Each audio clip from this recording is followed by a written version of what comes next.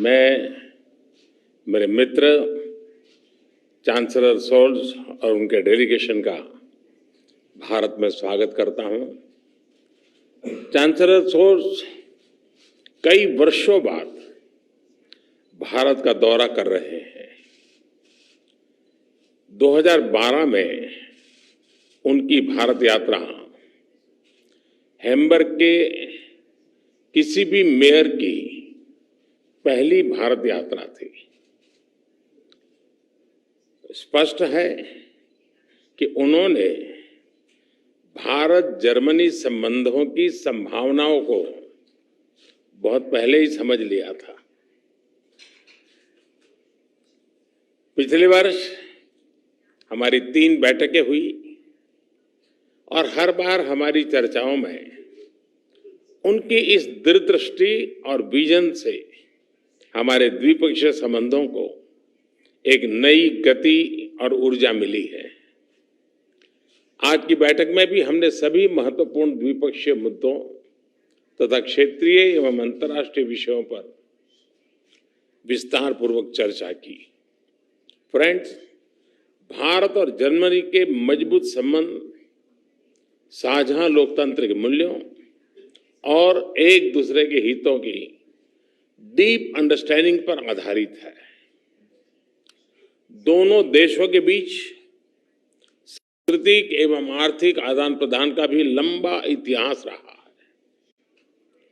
विश्व की 2 बड़ी लोकतांत्रिक अर्थव्यवस्थाओं के बीच बढ़ता सहयोग दोनों देशों की जनता के लिए तो लाभकारी है ही, आज के तनावग्रस्त विश्व में इससे एक सकारात्मक संदेश भी जाता है।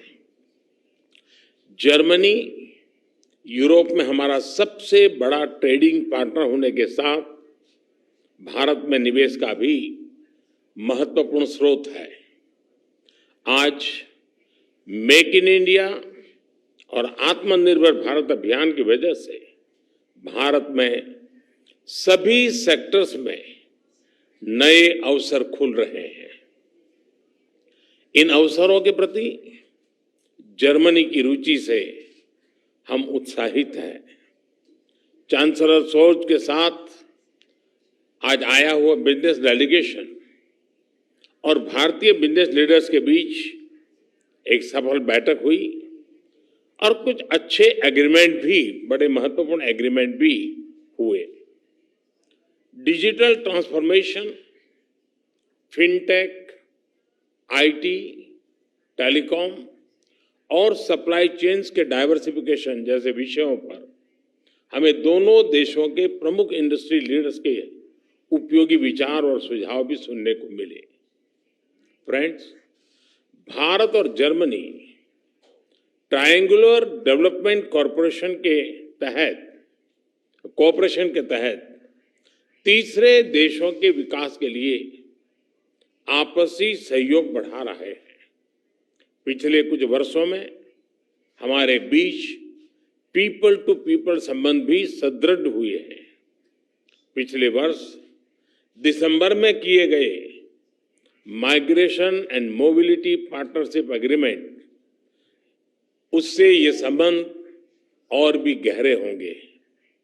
बदलते समय की आवश्यकताओं के अनुसार हम अपने संबंधों में नए और आधुनिक पहलू भी जोड़ रहे हैं। पिछले वर्ष मेरी जर्मनी की यात्रा के दौरान हमने green and sustainable development partnership की घोषणा की थी। इसके माध्यम से हम क्लाइमेट एक्शन और सस्टेनेबल डेवलपमेंट गोल के क्षेत्र में भी सहयोग बढ़ा रहे हैं। रिन्यूएबल एनर्जी, ग्रीन हाइड्रोजन और बायोफ्यूल जैसे क्षेत्रों में भी हमने साथ काम करने का निर्णय किया। फ्रेंड्स, सिक्योरिटी और डिफेंस कोऑपरेशन हमारी स्ट्रेटेजिक पार्टनरशिप का एक महत्वपूर्ण स्तंभ बन सकता है। इस क्षेत्र में हमारी अनटैप्ड पोटेंशियल को पूरी तरह रियलाइज करने के लिए हम साथ मिलकर प्रयास करते रहेंगे। आतंकवाद और अलगाववाद के खिलाफ लड़ाई में भारत और जर्मनी के बीच सक्रिय सहयोग है। दोनों देश इस बात पर भी सहमत है कि क्रॉस बॉर्डर टेररिज्म को समाप्त करने के लिए ठोस कार्रवाई आवश्यक है। फ्रेंड्स, कोविड महामारी और यूक्रेन संघर्ष के प्रभाव पूरे विश्व पर पड़े हैं। विकासशील देशों पर इनका विशेष रूप से नकारात्मक प्रभाव रहा है। हमने इस बारे में अपनी साझा चिंता व्यक्त की। हम सहमत हैं कि इन समस्याओं का समाधान संयुक्त प्रयासों से ही संभव है। भारत की G20 की अध्यक्षता में भी हम इस बात पर बल दे रहे हैं। यूक्रेन के घटनाक्रम के शुरुआत से ही भारत ने डायलॉग और डिप्लोमेसी के माध्यम से इस विवाद को सुलझाने पर जोर दिया है। भारत किसी भी शांति प्रक्रिया में योगदान देने के लिए तैयार है। हमने इस बात पर भी सहमति दोहराई कि वैश्विक वास्तविकताओं को बेहतर तरीके से दर्शाने के लिए मल्टीलेटरल इंस्टीट्यूशंस में सुधार आवश्यक है।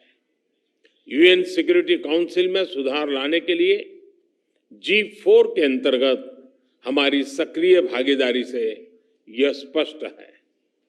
एक्सेलेंसी, सभी देशवासियों की तरफ से मैं एक बार फिर आपका और आपके डेलीगेशन का भारत में स्वागत करता हूं। इस वर्ष सितंबर में भारत में आयोजित G20 समिट के लिए हमें आपका फिर से स्वागत करने का अवसर मिलेगा। आपके इस भारत यात्रा और आज की हमारी उपयोगी चर्चा के लिए आपका बहुत बहुत धन्यवाद।